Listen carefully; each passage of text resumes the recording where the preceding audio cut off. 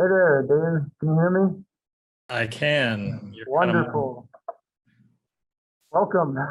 Sorry about that Zoom problem. You think us being CS majors and all, we would have less trouble, but alas. No worries. This is the first time I've ever used Zoom, so Oh yeah, wow. yeah, I I wonder managed. how'd you get through the pandemic? My We just use Discord. Yeah. Well, anyway, this is TigerDev. This is where we meet every Monday. If you want to go ahead and kind of introduce yourself and what you do at Dodge Roll and whatnot, we're here to listen. Sure. My name is Dave Crooks, and I am the game designer at Dodge Roll. I was lead game designer on Enter the Gungeon and Exit the Gungeon, and I'm kind of, if we're a pretty flat structure because we're a very small team, but if there is a sort of taskmaster, it's probably me. I don't really know what else other than that. That's what I do. So right now we're planning and building our next game, and I'm doing design work again. So if you have like specifics of like what the nitty gritty of what I do, like I'm happy to answer them, but otherwise it's kind of like a wear a lot of hats type thing. Yeah, all right. We're gonna go ahead and just open the board to anyone who wants to ask questions. And if no one's prepared yet, I've got a few set up. But anyone? All right, Garrett. So when you guys produce Exit the Gungeon, you kind of know ahead of time you wanted to make people, or yeah, can you hear me?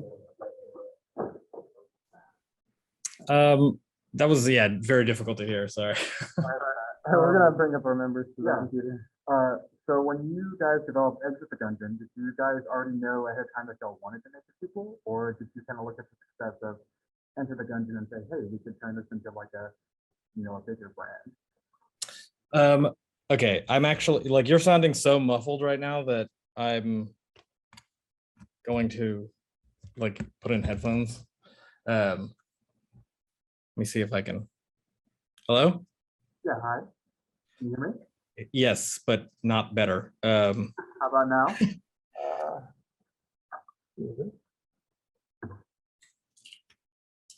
Can you still hear me at all? Let me get closer. That is a little bit better, yeah. Okay. So my question was, when you guys developed Exit the Gungeon, did you already know ahead of time that y'all wanted to build a sequel to Enter the Gungeon? Like building the game, did y'all think, hey, we really think this will work, like in an extended context, or did you kind of think of that after the fact that Enter the Gungeon was released? It was definitely well after. I think we were pretty burnt out with Gungeon when Enter was done, especially with all the updates and stuff that we did. I personally didn't really want to like touch it too much ever again, but essentially devolver is we work with our publisher Devolver, and we love them very, very deeply. Actually, they bought us recently, so we are owned by them, so it's my parent company now. But they're always wheeling and dealing and trying to pitch spin-offs and stuff, and they basically tried to get us to make a mobile game, and we said no. And then they said, well, how about if we have somebody else make it? And we were like, okay, that's fine. And then somebody else started making it, and we realized that it was never going to be done in a reasonable amount of time. They were doing good work, but it was just like wasn't going fast enough. So we sort of jumped on there and helped them out. Yeah, we didn't really plan. So to answer the question, like we didn't really mean to make a sequel. And yeah, we didn't even really want to make Gungeon, to be honest. So the whole thing has sort of been by the seat of our pants to some degree. We thought we would make Gungeon before we made the game we actually wanted to make, and then it ended up becoming really popular, so we supported it for a while, and then we got asked to make a sequel, so circumstances led us to doing that. So yeah. Totally. Yeah, I've got another question if you don't mind. Sure. So as like a very small indie studio, you mentioned reaching out to Devolver Digital as like a publisher. Yeah. Can you kind of go through your experience with that and like maybe some tips for, I guess up and coming indie developers that may want to look into publishing for their project? Sure.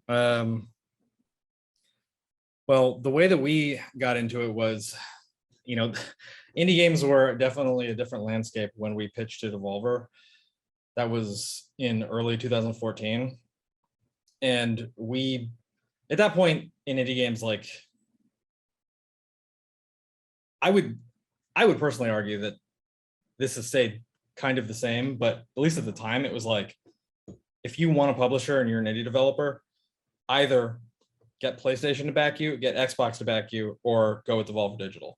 And everyone else that was involved was like consolation prize.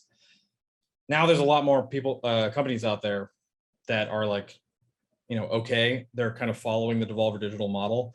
And I'm sure that they're fine. But basically at the time, we had just left our jobs at EA, and we put together a demo in about a month for Gungeon, and it was right before E3 of 2014, and I just got on a plane with a laptop in my backpack, and Devolver Digital has like a little barbecue area across the street from every E3 because they don't want to pay for the booth space, so they just rent out the parking lot of the Hooters across the street. And I basically just showed up and said I knew who to talk to, which was Nigel Lowry. And for those taking notes, write that down. Yeah, I just walked up and was like, "Where's Nigel? Where's Nigel?" And somebody was like, "That's Nigel." I was like, "Hey, Nigel, I have a game to pitch you." And he said, "Do you have an appointment?" And I was like, "No," because he's just taking pitches the whole time. And so I waited around all day and got like pretty drunk out of nerves. There's free beer there. Another positive for Devolver Digital. But yeah, and then I pitched it, and about a week later they said, they sent us an email saying, what can Devolver Digital do for you? And we said, marketing, please. And they said, do you want any development money? And we said, no. And then a year later, we said, can we please have some development money? But yeah, and my experience dealing with Devolver at the very least is that like they're just wonderful people, and I genuinely think they're the best at what they do in the business. And I still believe that like if you want to go with a publisher, that they should be very close to the top of your list. If you don't go in with some first party situation, and even then, I might still take Devolver Digital over them, because Devolver Digital is really kind of like a family, or at least they have been to us. And I'm not sure you get the same treatment other places, though you might get very good treatment. I think Devolver is kind of special. My advice is to polish whatever you're going to pitch, but make sure that you have the eye on the prize of like, what is the game? Like, find the fun first. They've taken thousands and thousands of pitches. They know that art can get better. They know that this or that can change. The important thing is like, why is this game interesting or fun? So like focus on that over trying to make it look pretty or impress with graphics or shaders or whatever you want to do. Just make sure it's fun first. I often will listen to the guys at Devolver kind of bitch about, oh man, I took this pitch today, and like, it's just all they cared about was, like it looked pretty, but like it was just a tech demo, etc. Like that comes up a lot. Like they take a lot of pitches. They have no time for that. It's like, what is the game? If you get signed with Devolver, they'll give you enough time to make the game pretty. Make sure that you know how to make a fun game. And also, if you're going to do something like technically demanding, such as multiplayer, definitely have answers for multiplayer, because they've run into a number of oh, we're just going to use Unity's networking system, you know, and then they try to like release the game and it's a dumpster fire. And so make sure that you know what you're doing as far as like networking. But other than that, I mean, it's basically that process is pretty simple. Get your shit together and email them. You know, I would just focus on the fun. Awesome. Thank you so much.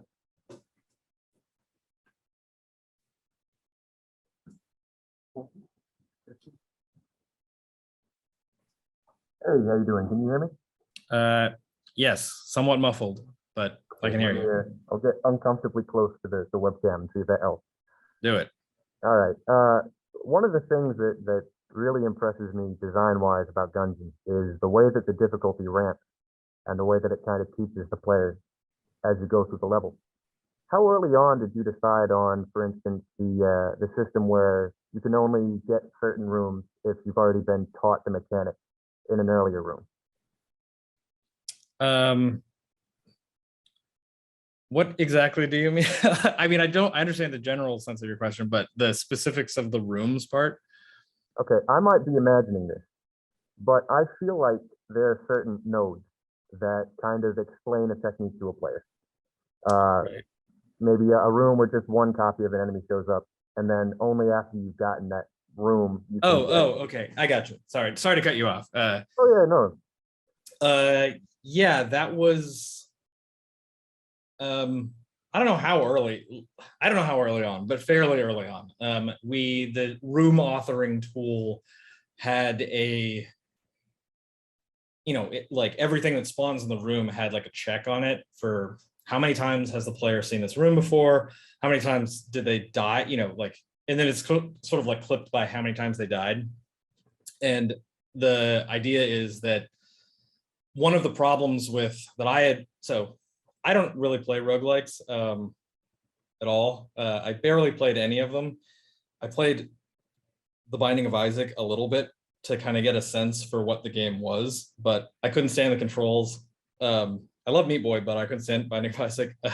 I obviously had a lot of good ideas that we stole with Gungeon, but and I played Wasteland Kings. You know, that's the other sort of touchstone. But I didn't really play them. I find that I found going into making Gungeon that there were a lot of issues with just like frustration and a combination of frustration and boredom.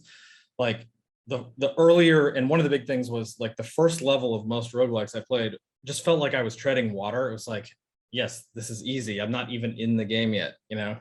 And so I wanted to make it so that when you start the game, it's like that. When as you start to play the game, it was like that. But then later, as you played more and you're good at the game and the first level is a cakewalk for you, we bump it up a little bit. So it's not, you know, we're not trying to make it too hard. It's still the first level, but so that it's not boring, you know?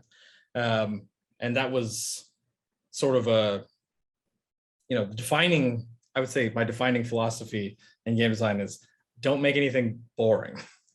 But yeah, I don't know. Yeah, we sort of approach Gungeon, like, since I don't like roguelikes, I approached it from a standpoint of like, what annoys me about roguelikes and how can I fix it, you know, or at least attempt to. Another one is like, that people always give me crap about is like none of the pots drop any coins. And people have said like, but maybe they could just drop a few coins. And I was just like, no, because then the best thing to do will be to just roll around and break every pot so that you can get just a couple more coins, and it just drags out the optimal way to play. So we just made it cosmetic so that you have no reason to break those pots other than it's fun. Yeah. Thank you for that decision, by the way. My roommate likes to play games real slow, so if they had dropped coins, we'd have been there for several hours. I had one other question. Can you walk me through your boss design process? Yeah, sure. Yeah, so the boss design process was usually I would have an idea for like a pattern or an attack, which in this game, a bullet hell game, it's like usually pattern based. And I would draw it out sometimes on a little piece of paper, and I would just literally draw the patterns out on a piece of paper. And then I would go over to our gameplay programmer, David Rubel, and sit with him, and we would work on making those patterns a reality. And then we would work on the timing. But it usually started with like something I could visualize. Like I wanted to be able to see it. And like the further into the development we got, and because at the beginning of development, we didn't have like the ability to make the bullet patterns that we could at the end of development. So we actually like went back and added, like changed things later. The first boss we made is Gatling Gull. And he is like, I think he's still like super hard coded. Whereas every other boss in Gungeon is much more like uses the sort of Gungeon boss framework. And if you have ever looked at building bullet hell games, you might be familiar with a scripting language called Bullet ML. And we sort of made our own version of that. That uses like JSON or Lua or XML, or probably XML since it's called Bullet ML. We sort of rebuilt our own version in C# that was smart, so that the bullets could know things. Bullet ML is kind of like the bullet goes off and it does its thing, but it doesn't really have any intelligence after that. So we made like a smart version that we could control based on inputs like the player's location, the boss's location, while the bullet was flying through the air. And so yeah, I would sort of picture a bullet pattern or a scenario or kind of a moment that a boss would have that I thought would be cool. Then I went to the programmer and said, help me make this cool. And he was very good about translating my napkin drawings into our Bullet ML like offshoot code. And then usually after it was stubbed in, I would then take it and just play it over and over and over again and tweak the timings. And I'd go back to the artist, our artist, Joe Hardy, and say like, can we have a few more frames in like for a wind up on this or recovery on this to make it as readable as possible? Because Gungeon is so intense. It's very important that you kind of have even a few milliseconds of like knowing what's about to happen. And some of those attacks are complex enough that really like tuning what the boss like looks like, what they're about to do for the bullet patterns was a big part of it. And yeah, and then it was just tuning difficulty, like how fast do the bullets move, etc. And that usually came in once we understood what floor they were going to go on. Yeah, it makes a lot of sense. Thank you so much. Sure.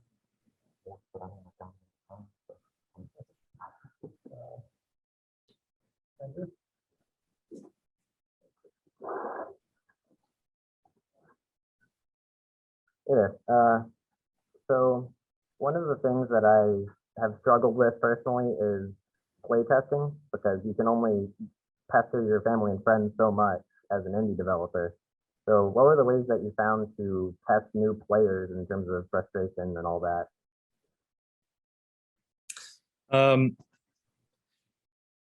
Yeah, so we actually didn't test as much as we probably should have.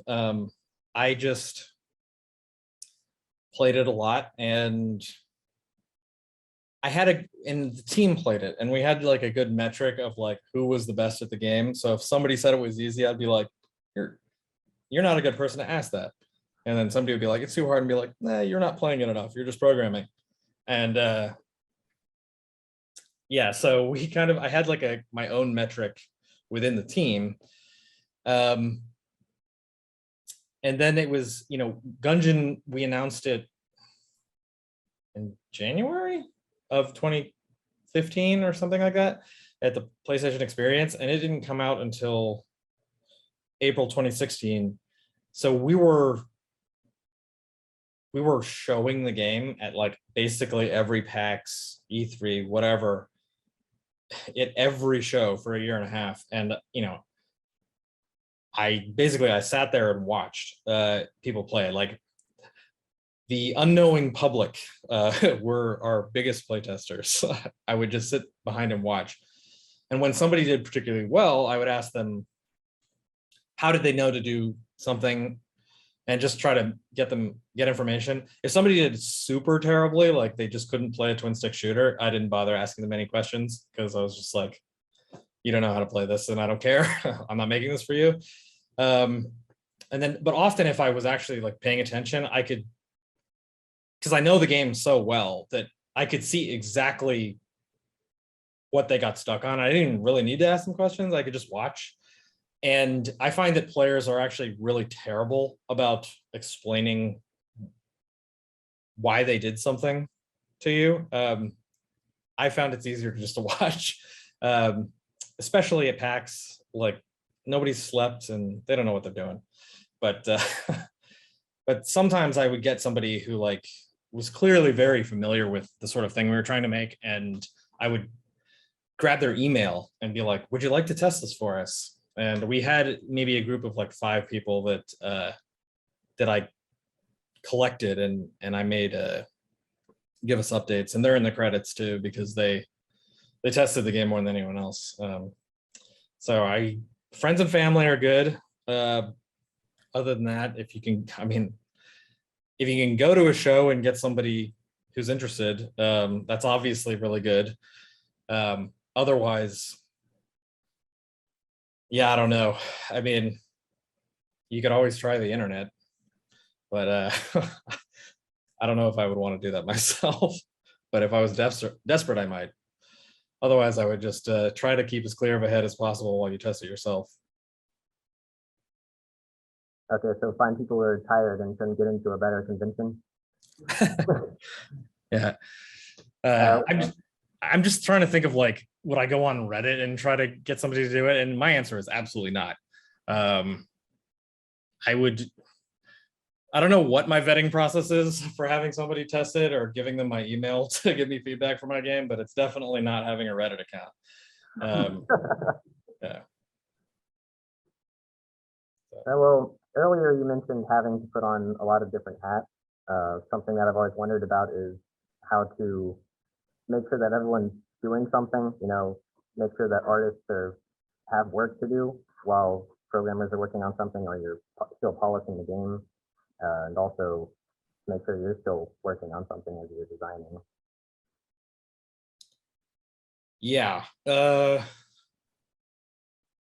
So that's project management. A very not fun activity.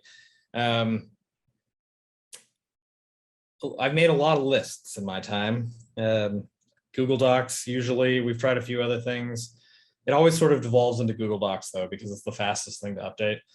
And just plan it out, like make a huge list of tasks, hopefully talk it out, the structure of it, you know, out with the team and kind of all on the same page, like know what you're making, and then make it piecemeal, make it overly piecemeal, because at least that way somebody does part 1 of a 5-part task, they feel like they've done something. Feeling like you've done something is motivating for most people anyway. But yeah, it's tough. I mean, especially at the beginning when you might not have all the tools that you know you'll have. And so it's hard to build the art to perfectly fit into the tool chain. So it's easier on the sequel because you already have the tools. But in the middle of the production, usually it's easier. The artist can know where they need to be like filling stuff in. I think the other thing too is to give people as much like agency as you can. At least on our small team, you know, when we started the project, our artist Joe, he wasn't putting that much directly into the game, and so he would make the art, and then it would be me or one of the other programmers who would actually integrate it. But once the artist became more familiar with the tools and the tools became more human readable, he was able to the game, you know, we all got more productive because instead of having to stop and just be like, okay, I'm doing like essentially data insertion right now, he could do the art and then add it in himself. And the other thing is trying to, if you have multiple programmers, keep a mind to divide up the work for like in a way that plays to both the strengths and the interests of the programmers. Some people like to do certain things and some people like to do other things. And anytime you're doing something you don't like, it's going to feel like a slog. So to keep productivity high, part of it is like figuring out who's the best man for the job. Not necessarily who will do the best job, as long as they're not going to do a terrible job, but who will do the job well and be happy doing it is definitely a consideration. But other than that, I mean, lists, lots of lists. Try to prioritize and keep the list smaller at first, and then as time goes on, sneak things in. You don't want to overwhelm them at first, but then, you know, when you need some juice, some extra polish, it's when you, about midway through a sprint, you just, no, I was there the entire time, those 5 extra tasks. So yeah, I don't know. It's not a fun part of making games, but somebody has to do it. Somebody has to crack the whip. Otherwise, yeah, nothing gets done. It's very easy, especially in Zoom land, you know, to just look at your task list, do one thing and kind of zone out and look at the internet for 4 hours. And we've had our struggles with that, you know, everyone on the team to some degree. And you just gotta be, somebody should crack the whip, but everyone needs to, you know, have a collective pride in their work and a willingness to poke the other people in the team in the eye and say like, hey, no, I'm not trying to upset you, but you're not working good. And you have to find, when you work with people that closely, you have to find the way to say that that's not going to piss them off too bad. It's a big reason why like choosing your team is important. The culture of a team, especially on a small team, is, and I'm not sure there's anything more important than that. That was very helpful. Thank you. I've actually got a question real quick before I call on anyone else. I'm really curious. There are like a lot of art assets in Enter The Gungeon. How did you manage all that? What was the workflow? Photoshop. Yeah, I mean, Gungeon is a pixel art game. It's 99% just Photoshop and Photoshop files, and then, you know, they would get. We wrote a script for Photoshop to export the frames into. Actually, Photoshop actually comes with one already, but it's terrible. But regardless, to export the frames like file by file, and then there was another thing in Unity that would pack the sprites together, and then we would check it all into Perforce, and that's it. I mean, Photoshop files and Perforce, and then sprite packing. Other than that, there was. Gungeon is a very disorganized game.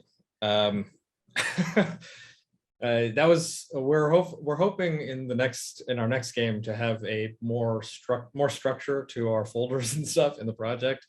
But Gungeon, I mean, absolutely nothing in Gungeon in the like files is named what it is in the game, and often it's spelled wrong and might even be named a previous iteration of a temporary name.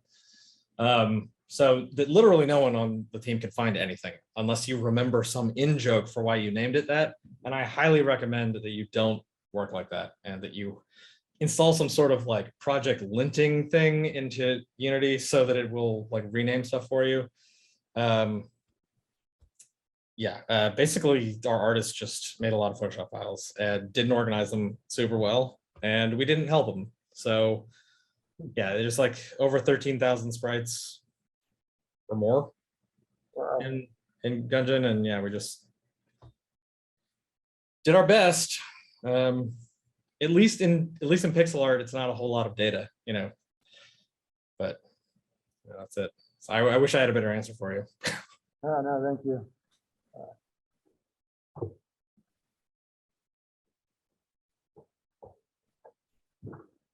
I've got one real quick. So what you mentioned earlier, you described like a pitching process to devolver. What did Gungeon look like at that point? And I guess more specifically, like when are you working on your prototype where you're like, this is something that we should be like taking to a publisher, like this is the project that we want to go forward with? Right. Yeah. Well, so when we left Mythic, we wanted to make this other game, but we thought it probably wasn't that commercially viable. So we were like, roguelikes are popular, and I'm a game designer by trade, and I was a game designer before I worked at Dodge Roll, and to some degree, you start to see the game for all the problems that it presents, and by that I mean like all the puzzles that you have to solve. So even though it wasn't the game I wanted to make, I still had fun making it because I was constantly solving, small problems. But when we started the prototype, even though we didn't really want to make it, we kind of had an idea of what it needed to be to pitch. We knew the game was going to have a certain number of floors. We were hoping at 5 at the time. And so we figured 1 floor with 1 boss and a handful of enemies and a handful of guns. And so we sort of just, the term is usually like a vertical slice. And I don't think there's ever been a true vertical slice in the history of video games. People call it vertical slices. It's sort of a window into what the game will be, but it's not, because a vertical slice is supposed to be a little bit of every feature. I've never seen a vertical slice that actually has that when you compare it to the final game. But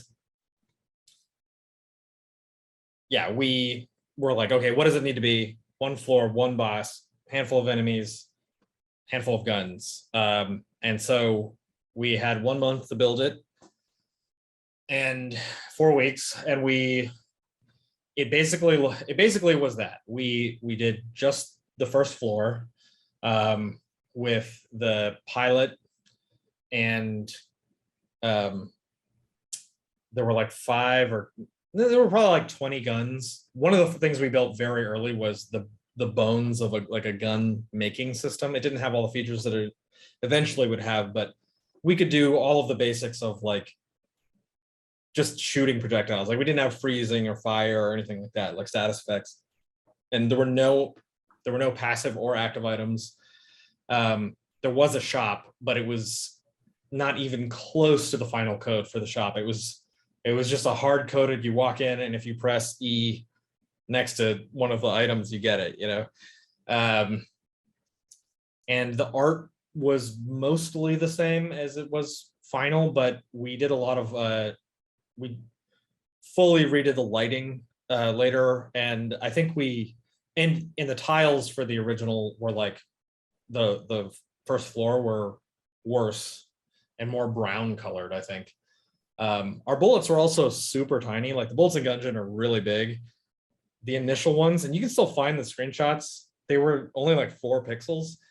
And you couldn't, we had to make them bigger later. They were way too small. But yeah, it was basically that. And it was that with a PDF of a design document that had some key art that our friend made for us, and an outline of the gameplay loop. A little bit about the world and the story, and it's Gungeon, so that wasn't super deep, And then most importantly, like the gameplay loop and plans, why we thought we were making good decisions, and then what we had sort of planned for support or like growing the game. Not necessarily post-launch, but like beyond the scope of where it was initially. Yeah, so it was, a game design document. It wasn't a design document. We called it a design document, but it was a pitch document. And lots of pictures, very easy to read. Publishers take a lot of pitches. They need bullet points. Yeah, and just a little bit about the fun. So we had like the way the player moves, dodge rolling through the bullets, and rudimentary bullet patterns for the first boss. So we were showing off how does it feel to play, how active the game is, kind of the very basics of the loop, and the humor too. We showed off the bulletkin enemies. Gatling Gull was the first boss. He got redrawn, but he was there in the pitch, and it sort of presented a preview of sort of the tone, the character of the game, the intended relative level of difficulty, and the game loop, plus explanations of why we were making the choices we were. And yeah, that's what we took. Thank you. Yeah.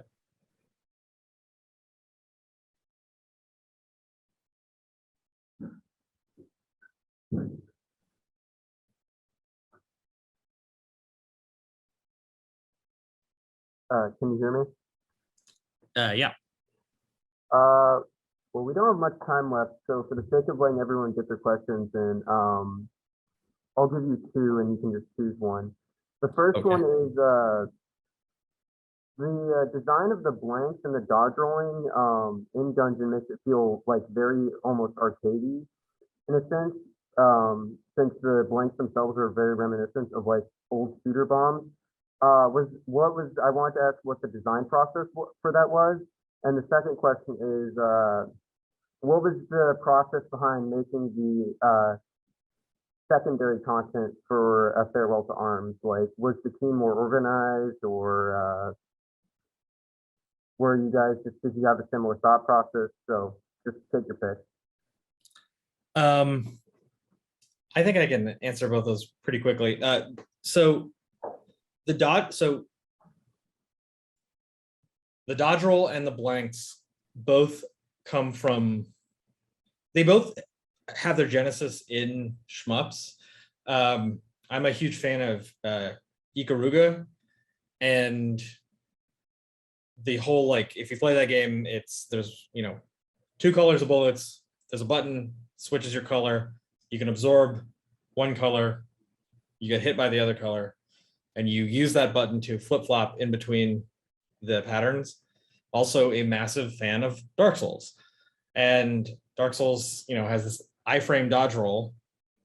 Gungeon's roll is timed almost down to like 1/100th of a second to the medium roll in Dark Souls, for the purpose of it just feeling the way we wanted it to feel.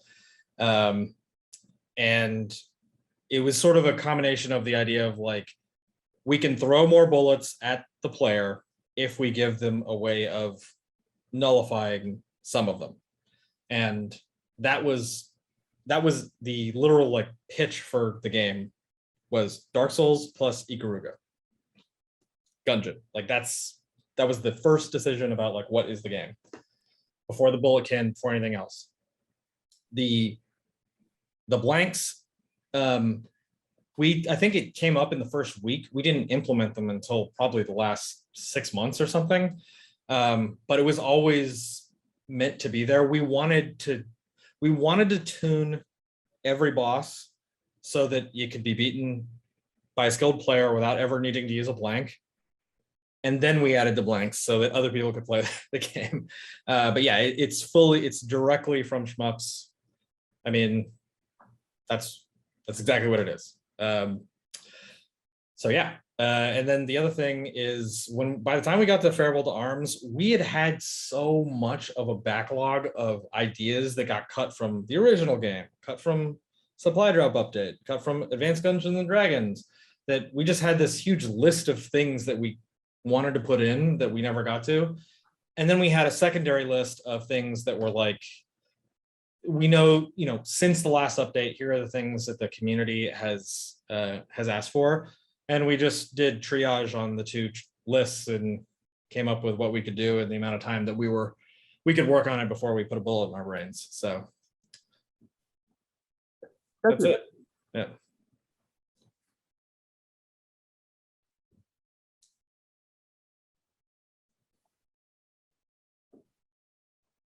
Hey, I'm back. Sure. Did you ever worry about, at any point in the process, I guess, did you ever worry about players getting too strong? Oh yeah. Absolutely. But less as time went on.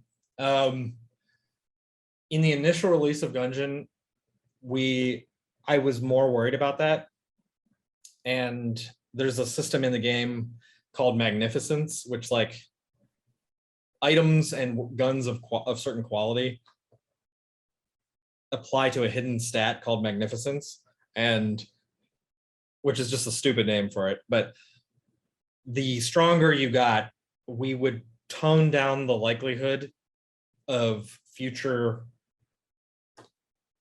drops being above a certain level. So it was never 0% chance that you could, like, in theory, you can get a black chest in every single chest that drops in Gungeon. But as soon as you get one, then a black chest becomes less likely next time you see a chest. If you got another one, it becomes even less likely, etc. So we kind of kept it on an even keel. But by the time we got to Advanced Dungeons and Dragons, we realized that that's not, people can always decide to keep themselves less strong if they want. And people just like having the crazy combinations.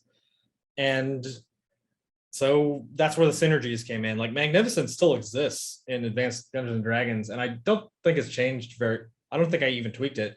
It's just that the synergy system sort of exists outside of Magnificence. So, and some of those synergies are so crazy that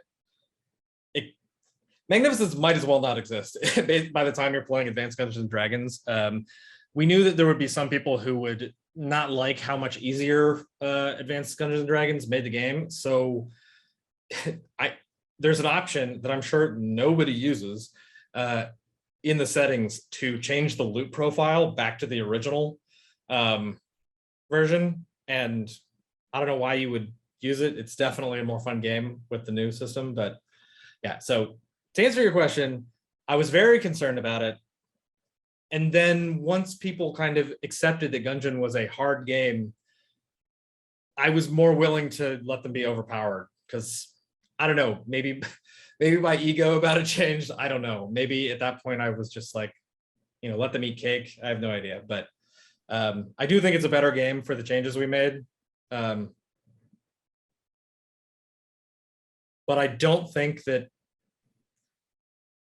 you got to worry about I think there's something to be said about like not over tuning your game, because the thing is that like outside of what it introduces to the difficulty of the game, people like to play where they feel like they've got like a sweet setup. They feel like they are manipulating the systems, and if you tune it too much, I mean, you might have a tighter game, and maybe that's better for what you're going for, but it's something to be cognizant of. Like elegant and tight doesn't always mean more fun or better, and that's a lesson that, is learned the hard way, I think, for a lot of people, a lot of game designers.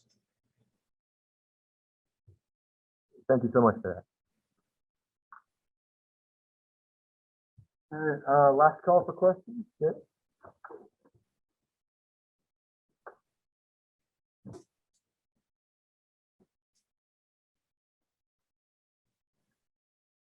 Hey, so I got one last question, and this is kind of switching gears back to a little bit of the boring stuff, project management. So I naturally am a programmer and am more sort of involved with a lot of the technical aspects of game development and just projects in general. But I've also been moved to situations where I've had to be a project manager and had to sort of manage a bunch of other developers under me. Do you have any kind of advice to give for someone who's more comfortable in a technical field than they are in actual management field? And do you have any kind of advice for maintaining morale for your developers? This is really tough, and I actually think that programmers kind of have it the worst, because well, I'm not a programmer, but in my experience, I think I found that code is harder to collaborate on than most things. So I think it's harder than art, and it's harder than, because I mean, just because it's not art. Sorry, people do art with code, but what I mean is like you're looking at a sculpture versus looking at code. You know, you can do pair programming, but that slows everything down because that's usually a tutorial process. And in my experience, programmers don't particularly, it's rare that a programmer really enjoys explaining how they would do something to a junior programmer. And they really want that junior programmer to just understand it and figure it out, and also be having fun while they're doing it. In my, when I was working at EA, it's with a bunch of programmers on one project. Most programmers do not want to be in leadership roles that I've seen. And the ones that do don't actually want to be there either. They're just there because somebody had to do it. So as far as maintaining morale, like amongst the team, especially from a technical side, the best thing I can say is basically what I said before, like really try to like find the jobs that people like.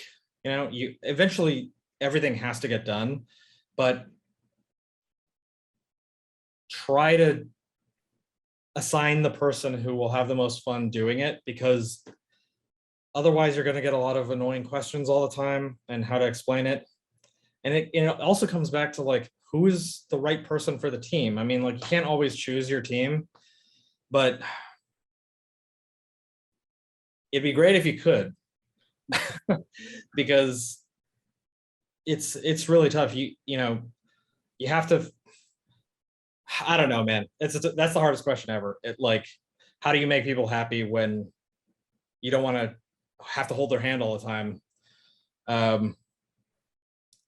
don't know. I want to be able to solve your problem, but I can't, because I can't solve it on my team. We just do our best. I try to, sometimes I wheel and deal. I used to, back when I worked at EA, I used to bring in beer and stay late with a programmer to like try to get them to do something they didn't want to do, or buy them dinner or something. But otherwise, just don't. A bad idea is giving a programmer a task that they can't handle, and then not sitting with them through it, because if you do that, you're going to end up rewriting it yourself, and they're going to feel offended, and you're going to be annoyed. I don't know. Basically, it's the hardest problem ever, and I have nothing to tell you. So, sorry. Thank you so much. Yep. I think there's time for maybe one more. If you really want to squeeze it in. Yep. All right, then. Thank you so much, Dave. Yep, no problem. Thanks a lot. Yeah, I guess we'll leave you to it then. Sweet. Well, good luck, guys. Thank you. Cheers.